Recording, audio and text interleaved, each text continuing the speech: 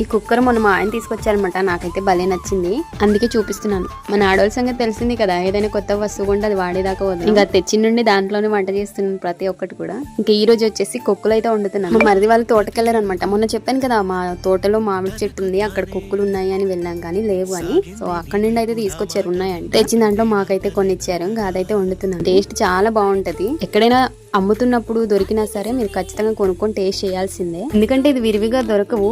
Season బట్టి మాత్రమే, అది కూడా చాలా తక్కువగా దొరుకుతాయి కాబట్టి ఖచ్చితంగా మనం తినాల్సిందే. ఎందుకంటే సీజనల్ ఫుడ్ అస్సలు మిస్ చేయకూడదు. ఇంకా నేనైతే చాలా ఈజీగానే వండేస్తున్నాను. ఏం లేదు, పచ్చిమిరపకాయలు, ఉల్లిపాయలు, జీలకర్ర వేసి వేగిన తర్వాత టొమాటో కూడా వేసుకొని అది కూడా ఉడికిన తర్వాత అందులోనే ఉప్పు, కారం, మసాలా ఉంటే వేసుకోవచ్చు.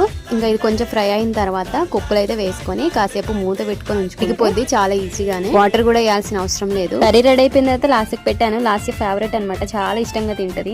మీరు ఎప్పుడైనా తిన్నారా? తినుంటే కామెంట్ చేయండి. వీడియో నచ్చితే లైక్ చేయండి.